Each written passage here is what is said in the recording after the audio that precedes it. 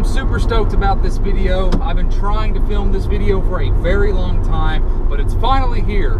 So, let me introduce to you all my 2005 Acura RSX Type S. And this video has been, it's had a long time coming. I mean, it's, and today is actually an extremely special day. Today is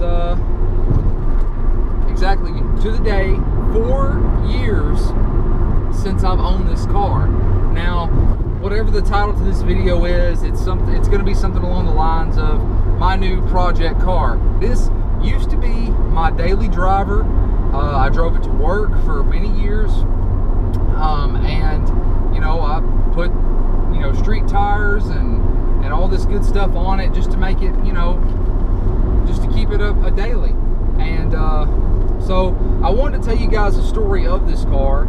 And like every great story, where every great story has a rough start, let me put it that way. And so with this story, it begins with a wreck. I had a 1998 Honda Civic DX. Nothing special at all.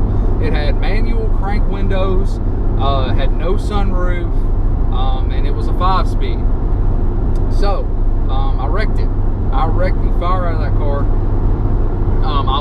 I had just left school, I had just left practice, and I was on my way to get some food. It was a Friday, and I was going to go grab some food and head home, play some Call of Duty, you know, that sort of thing. Well, on my way to get food, I wrecked it. I wrecked it pretty bad. I flipped it into a ditch, and I was utterly devastated because, you know, I knew it wasn't the coolest car in the school parking lot, but it was my car, and I really enjoyed it, and I did a lot of modifications to it, and I learned on that car. I learned a lot of stuff on that car that I know now.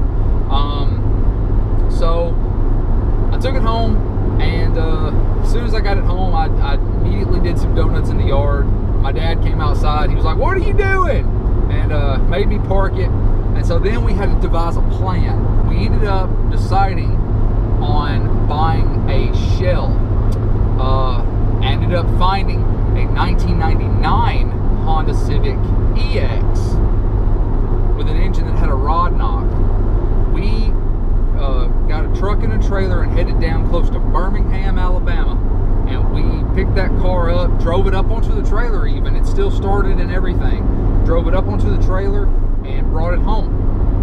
And so the plan is to take the engine out of my old car and put it in this new car. One problem. This new car was an automatic. So, being who I am, I took the engine and the transmission out of my wrecked car, plopped it in the 99. I took and the 99 had a VTEC head, took the VTEC head off that car, put it on the block, put it all back in the car, got it wired up, turned the key, and it did not start. This began my journey as a car guy. This is really what broke that door wide open for me.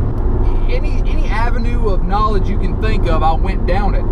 So what it ended up being is I came home from school one day, and I'd been borrowing my dad's truck to get back and forth from school. And so what I ended up doing is I was trying to figure out why it wouldn't stay started. I finally got it to the point to where it would start, but it wouldn't stay started. So I turned the key and it actually started today. And so I just left it alone. I let it idle. I just wanted it to idle. While it was idling, I went into the engine bay. I started ruffling around some wires and things like that to see if it was a wiring problem.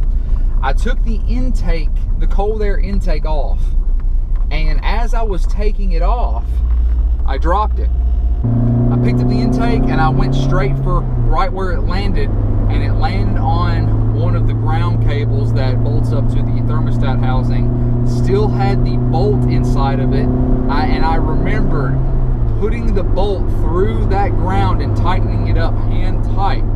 I got a wrench, torqued it down, started every single time after that. I was so happy, and I was a moron, but failure is life's greatest teacher, let me tell you. I got it running, I was super happy, and I enjoyed it. It had power windows, it had a sunroof, it had all the bells and whistles. Except the cluster was eternally marked as being in neutral because the way I spliced the wires together, the cluster was an automatic cluster, and so the car always thought it was in neutral even though it was a 5-speed. So that was fun. So here's the bad news about all that. So I got it running. It was running all right. It started leaking oil like a sieve, like a stuck pig. I couldn't keep oil in that thing. So what it ended up doing was I figured out it was the rear main seal. I replaced the rear main seal in that car probably 3 or 4 times. I couldn't get it to stop leaking. I ultimately gave up on the car because I just needed something that was reliable and daily drivable. I got so tired of trying to make that car run. And I was a senior in high school. I was doing sports. I was looking at colleges. I was at the end of my senior year for the most part, and so I don't like asking for stuff. I really don't. But I went to my grandparents and I said, "Hey, if you guys would you help me buy a car?" They got my sister a car for her graduation, and I just thought that, not using that as like an excuse or anything, I just wanted a little bit of help. I didn't want as nice as a car as she got. I just wanted something that was going to get me to A to B. And they said, "Sure." And I was like, "Cool." So I looked around to see what I wanted, and nothing was really sticking out at me. And I was like, okay, what can I get that I'm going to like that's also going to be fairly practical and fit my needs? Well, the practicality part, in some ways, but I really wanted it to be a manual transmission. I didn't really care what brand of car, but I'm pretty loyal to Honda. I do enjoy driving Hondas and working on those. And so I figured if I'm going to get a car, I need to get a car that I'm familiar with. So I started looking at Honda sports cars, and obviously the S2000 was one of the very first things that popped up. And I was like, that's definitely not practical. Not practical in the slightest. It's a drop top and a 2-seater. I didn't want that. I didn't need it, and I didn't want it. I mean, S2000s are cool, don't get me wrong, but I didn't want that car, and honestly, I still don't want one. I would totally drive one if I was given the opportunity, but no, that was not the car for me. So I took a step back and started looking, and I came across the Acura RSX, and I was like, okay, it's a Honda, and it's got this thing called a K-Series in it. I wonder if those are any good. So, moving on.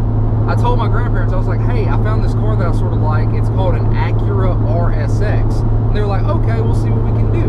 So they call up their buddy. They don't get online and do all that mess. They called a friend of theirs that went to their church, and he said, hey, yeah, cool, I found one, and it's at a dealership in Nashville.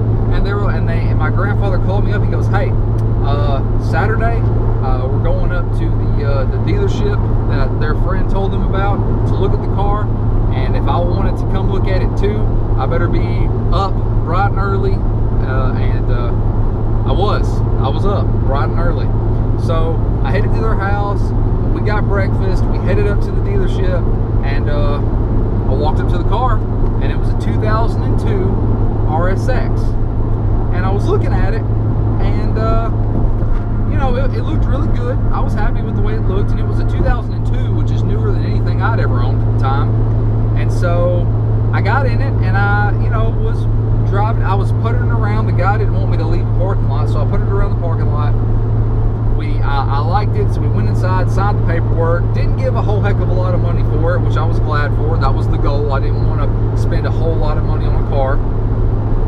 So we get out, we're done. It took forever. Like, buying from a dealership takes forever, but we finally finished it up. And he said, all right, here's the keys. It's in your name. Good luck. I was like, thank you so much. I was so thankful for it, for them to help me like that. It was so great.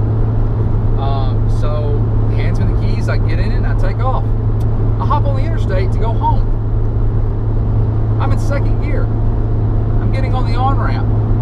I push it past 6,000 RPMs and I hear this weird thing happen. It's called VTEC, kids. And man, it threw me for a loop, because I mean, my old car, the car that I built had VTEC, but this was a whole nother level of VTEC, let me tell you. If you're going, like, I mean, RSXs are pretty quick, but they're not like, you know, muscle cars, like, you know, 5.0 Mustangs or SS Camaros, you know, stuff like that. But for what you're getting and for the money, and if you go from a D series to a K series, it was amazing. Like, I had butterflies in my stomach. I was so excited about the car at this point. First thing I do is I take it to my buddy Patrick's house. You guys would have seen him in previous videos. And we go to the old tennis courts and we drive around the parking lot, and it was so much fun.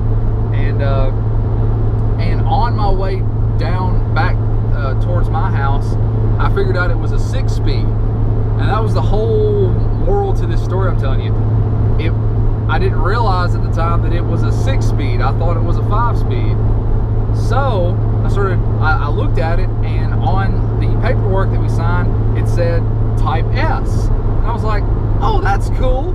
I wonder what that means. Come to find out, it means that it's the quick one. It's the quicker one. I owned that car for almost 2 years. I get T-boned by an 18-wheeler. And I was utterly devastated. I was unbelievably devastated at what happened. So, I go out, and after it happens, I get it home, and I'm just looking at it like, what am I gonna do? And you know, I didn't even have it for 2 years at that point. I got it in May of 2013, and in, I believe, March of 2015 is when I got in the wreck. Hadn't even had the car 2 years. It was nearly my dream car, and it was taken from me just like that. Easy come, easy go, as they say. So, what do? I was angry. I was depressed at that point. I was sick to my stomach. I couldn't believe it had happened. I would go outside and sit on my Fireblade, my 99 900 RR, and I was like, thank God I still have the bike. Because if I didn't have that bike, I don't know what I would have done. Like, I just was thrown. I spiraled out into a you know, depressive state. It was awful. It was so horrible. So I get on Craigslist and I'm looking for cars. And I'm like, gotta have a car. So I start looking. And I'm like, what do I want? You know, I looked at 350Zs, 370Zs. Couldn't afford a 370. All the 350s were crap. And I'm like, I come to the conclusion, and I tell myself, I'm like, you know, I just want back what was taken from me. And so, no joke, I got on Craigslist like a day or two after my RSX was, my silver 02 was taken from me. And I find the cleanest, lowest mileage RSX on Craigslist at that time, and it was this one. It's a 2005. It had 95,000 miles on it, and it didn't have a dent or a scratch to be seen. So I bought it. It was stupid, but I did it anyway. I had to go to the bank, and I had to take out a big loan, and I shouldn't have. I really should not have. But now that I'm here, 4 years later, I'm really glad I did. I am really glad that I did that. Was it smart? No. What was I an idiot? Was I foolish? 100% yes, no doubt. Would I ever do that again? Absolutely not. I would never, ever put myself in that situation again. But now that I'm here, I'm glad I did it.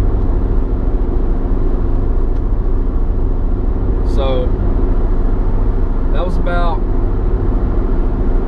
7 years of cars compressed into one.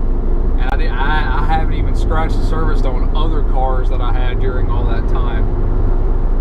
That's just a story of how I ended up with this car. And I'm really glad I can finally bring this video to you guys. It's not 100% of what I wanted to be able to bring to you, and maybe in the future I can do a couple other cinematic type deals and make it look really nice, but I was just anxious to get this video out to you guys, and I did the best with what I had at the time. So the sun's going down, but it's going to rise again tomorrow. We're going to do a lot of fun stuff with this car, and I absolutely cannot wait to bring you guys on this ride with me. Motorcycle stuff isn't over. Let me reiterate, if you saw the last video, motorcycle stuff is not over. It never will be. But it's time to start on this. It's time for me to get back to my roots. And I'm unbelievably stoked at what I have to bring to you guys. So, if you enjoyed the video, hit that like button, smash that like button. Be sure to share this video with your friends, your family, and of course your dog. And if you are not subscribed to the channel, please give me a subscribe, and I really do appreciate the love.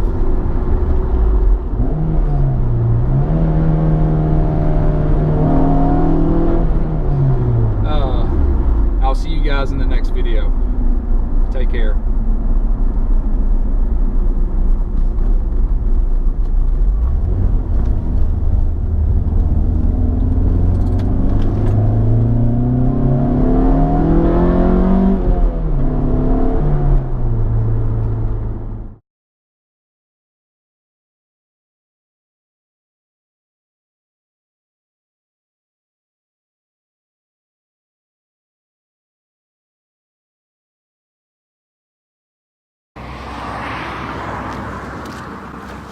I'm super glad that no one stole you.